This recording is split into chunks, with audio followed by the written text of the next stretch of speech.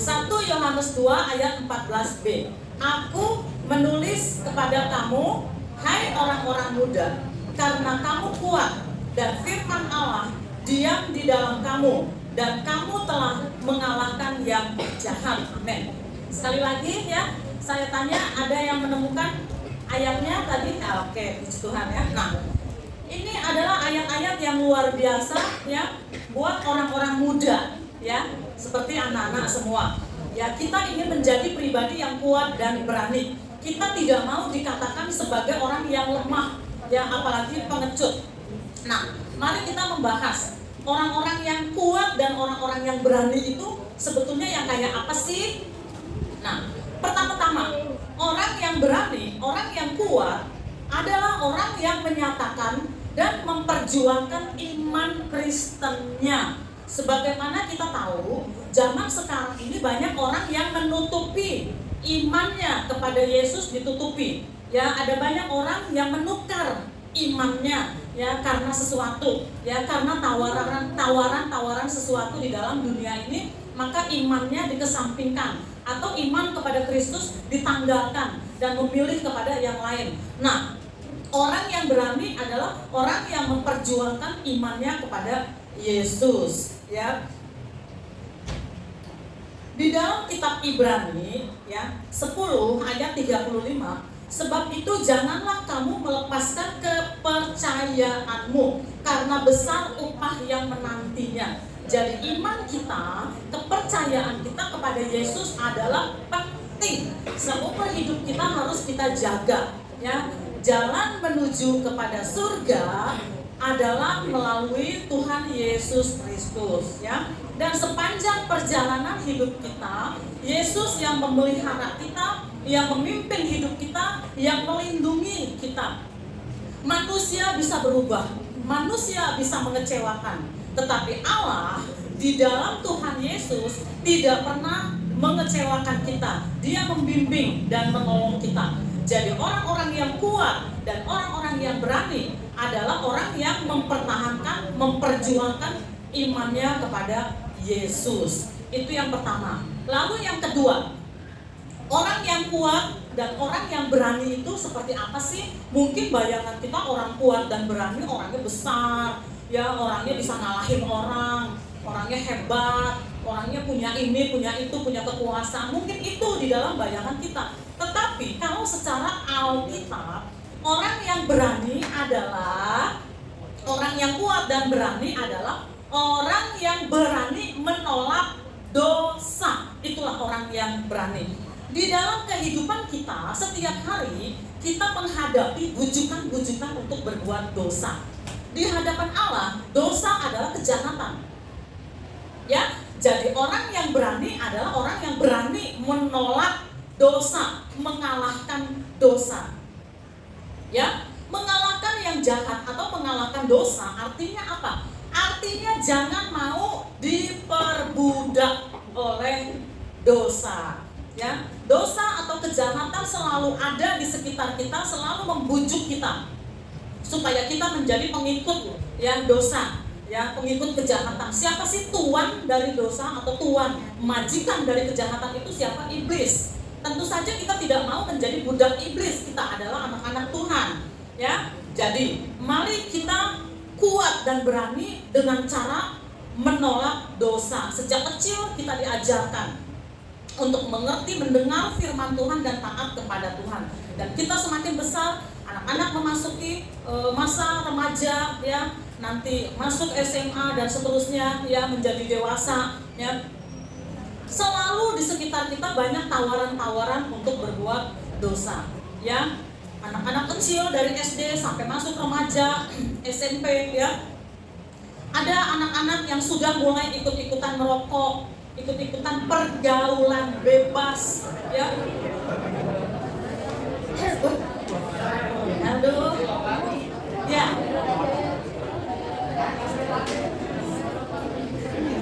Oke, ya. Ada orang-orang yang mulai, saya ulangin ya. Ada orang-orang ya, ada remaja-remaja yang mulai ikut-ikutan. Ikut-ikutan apa? Merokok. Di sini nggak ada? Nggak ada.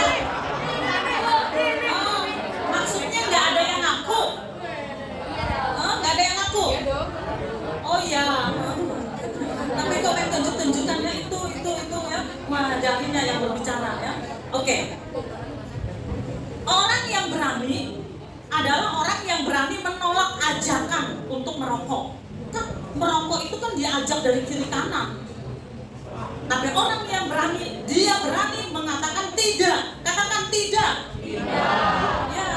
Ya, say no. Ya, katakan tidak kepada dosa. Nah, ada remaja-remaja yang mulai ikut-ikutan pergaulan bebas. Apa sih artinya pergaulan bebas? Maksudnya bebas ya, bebas jalan kiri kanan, lompat-lompat. Ya, apa maksudnya bebas begitu? Ada yang ngerti nggak pergaulan bebas maksudnya apa? Tante nggak tanya apakah itu nggak. Tante cuma tanya, ada yang ngerti nggak? Ya jawabnya dalam hati ya. Ada yang ngerti nggak? Oh ngerti. Ada remaja yang mulai ikut-ikutan pergaulan bebas. Orang yang berani adalah orang yang berani menolak.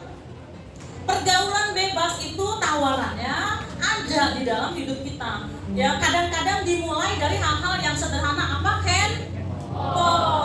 Ya, handphone ini berguna, sangat berguna, tetapi juga berbahaya kalau dipakai secara bebas. Ya, kita bisa ngapa-ngapain lewat handphone ini, dan banyak orang yang masa depannya, yang dewasanya hancur karena sejak kecil, sejak remaja yang masuk kepada pergaulan bebas. Dan pergaulan bebas bisa saja dimulai dari handphone. Melihat handphone, ya, hal yang aneh-aneh dilihat, banyak yang macam-macam di handphone ini. Betul apa betul? Oh, betul. Kompak ya betulnya. Nah, oleh karena itu anak-anak semua sudah pegang handphone, ya, dikasih kuota oleh orang tua, pergunakan dengan baik dan jadilah ya remaja yang berani. Katakan saya berani. Ya berani menolak dosa. Ya, berani menolak dosa. Lalu kemudian apalagi hal yang bisa dilakukan ya oleh anak-anak kecil, oleh remaja, oleh semua umur, seluruh umur. Yang bisa dilakukan antara lain juga adalah mencuri. Macam-macam yang bisa dicuri, ya, tante nggak jabarkan lah ya. Nah, orang yang berani adalah orang yang berani menolak dorongan untuk mencuri, ya. Nah, ini harus diajarkan sejak kecil, ya. Wah, ada yang bercerita nih, kedengeran nih. Ya, ada yang bercerita, saling bercerita, dia tuh emang tuh, nah, ya, oke, nanti disambung ceritanya, ya. Jadi, ya, kita sedang berbicara menjadi orang yang berani, ya, berani menolak dosa. Banyak sekali yang harus kita tolak. Godaan untuk berbuat jahat dan dosa itu banyak, ya, baik di handphone, ya, atau di apa ya namanya, di TV, ya, di mana ya. Film-film dewasa, ya, di handphone kita game kekerasan, ya, game game yang nggak baik, ya. Dan walaupun game itu juga ada juga yang pendidikan, ya, ada yang baik, ya, game. Tetapi kecanduan handphone itu berbahaya. Nah, ini kayaknya nih menarik ini, ya, soalnya semua saling sharing nih, saling cerita. Pakai handphone ini bisa untuk yang jahat, tapi bisa untuk yang baik. Bisa juga kita lihat tontonan yang baik, ya, tontonan yang jahat, ya. Video pun juga, ya, YouTube, ya. Ada yang baik, ya, game ada yang baik, ada yang tidak baik. Sekalipun kita tidak memakai, tidak melihat hal yang jahat, sekalipun handphone ini kita menonton yang enggak jahat, yang enggak aneh-aneh, tetapi kalau terus-terusan masuk kepada taraf kecanduan, itu juga bahaya, ya. Nah, anak-anak, tante ini kebetulan sekolahnya, kuliahnya dari jurusan IT. Apa itu IT? Ya, teknologi informatika, ya. Nah, kepengen sekali ngasih tahu bahayanya ini handphone. Loh, kok ini lagi renungan firman bicara handphone? Nah, tante mau kasih tahu, ya. Allah memberikan kepada kita tubuh, jiwa, dan roh. Allah memberikan kepada kita pikiran, otak atau pikiran. Dan kita bertanggung jawab untuk mengasah, mempertajam untuk hal-hal yang baik dan berguna. Tetapi kalau kita kecanduan handphone, kita kecanduan game, ya, kita kecanduan hal-hal yang ada di sini, itu bisa merusak otak. yang tadinya otak kita harusnya dipertajam, ya semakin baik, semakin pintar, ya semakin berakal budi, akhirnya jadi turun. Kemampuan otak ini bukannya jadi tajam, ya malah jadi melemah. Nah, artinya kita berdosa di hadapan Allah karena kita tidak menggunakan, ya otak kita, ya tidak mempertajamnya dengan baik, tidak menjaganya dengan baik. Itu juga adalah dosa. Apa yang Tuhan berikan kepada kita harus kita jaga, ya. Nah, masa-masa remaja ini adalah masa-masa yang rentan. Nah, tahu nggak artinya rentan? Karena anak-anak ya dari SD bertumbuh menjadi dewasa, semakin berkembang di dalam pikirannya, di dalam jiwanya, tubuh jasmaninya juga makin berkembang, dan ada banyak rasa ingin tahu di dalam diri anak-anak semua. Nah, rasa ingin tahu ini juga membuat anak-anak itu senang mengutak-atik handphone. Nah, padahal bisa terjerumus kepada hal-hal yang tidak baik dan bisa menjadi kecanduan juga. Nah, jadi kalau kita menjadi orang yang berani, kita berani menolak dosa. Jadi artinya kita menggunakan handphone ini untuk hal-hal yang baik, ya, oke, ya. Nah, baik. Dan yang ketiga, yang terakhir, ya. Jadi tadi yang kedua itu berani menolak dosa, ya, berani menolak godaan-godaan. Godaan itu bisa dari lingkungan, bisa dari teman, ya bisa dari mana-mana, tapi bisa juga dari diri sendiri. Karena pengen tahu, pengen asik, ya nggak mau diganggu dengan handphone, padahal sudah masuk kemana-mana. Kita harus berani menolak, ya dosa. Dan yang selanjutnya, orang yang berani adalah orang yang berani jujur dan tidak hidup di dalam dusta. Ya, dusta atau bohong. Kita belajar untuk jujur. Dalam perkataan kita belajar jujur. Dalam sikap kita belajar jujur. Ya, belajar jujur ini juga termasuk belajar kita mengaku kalau kita berbuat salah. Ya, nggak ada manusia yang nggak pernah salah, betul? Betul. Anak-anak pernah salah, orang tua juga pernah salah. Ya, orang tua harus belajar minta maaf kalau salah. Anak-anak juga belajar untuk minta maaf kalau salah. Orang yang berani adalah orang yang berani jujur, ya, dan menolak hidup di dalam dosa, di dalam dusta, ya, termasuk juga mengakui kesalahan. Kalau kita salah, kalau anak-anak salah, lalu menutupi salah, ya, dengan cara berbohong, dengan cara nyalahin keadaan, ya, dengan cara pura-pura nggak tahu, ya. Perhatikan, kalau anak-anak berbuat salah, lalu pura-pura nggak tahu, lalu bohong, menyalahkan orang lain, menutupi kesalahan, itu namanya pengecut. Dan pengecut adalah lawannya berani. Orang yang kuat dan berani mengakui kesalahannya. Tidak ada kita yang tidak pernah berbuat salah, tapi kita sejak kecil belajar sportif. Katakan sportif. Ya, kalau salah, ya kita datang kepada teman, minta maaf, kepada orang tua, kepada guru, dan seterusnya. Belajar, ya, untuk sportif, ya.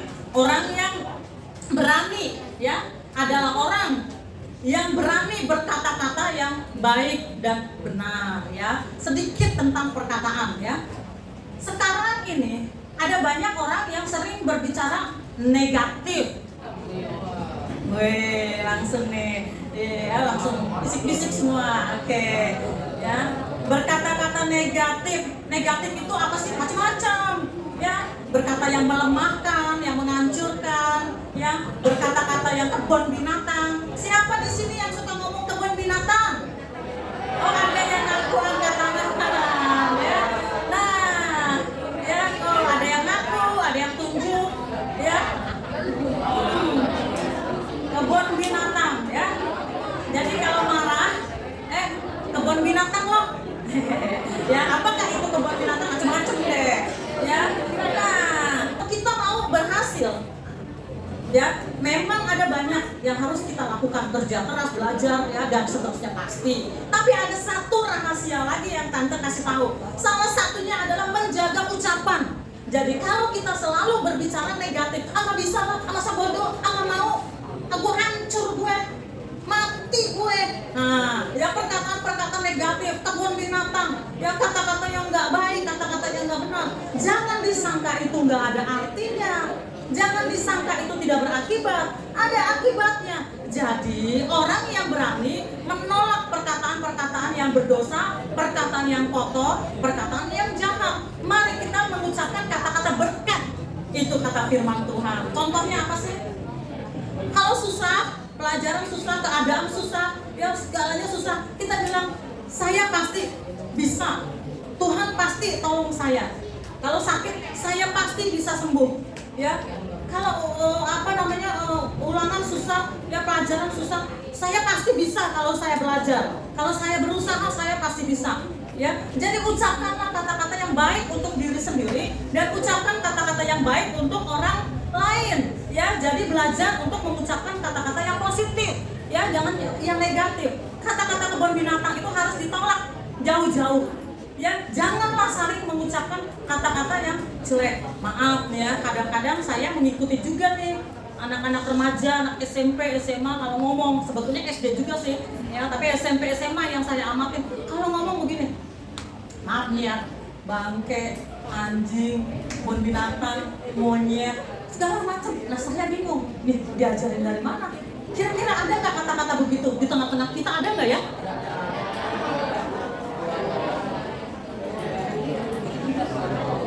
Iya deh, saling nunjuk deh. Nah, itu kata-kata yang nggak boleh diucapkan. Siapa yang mau jujur?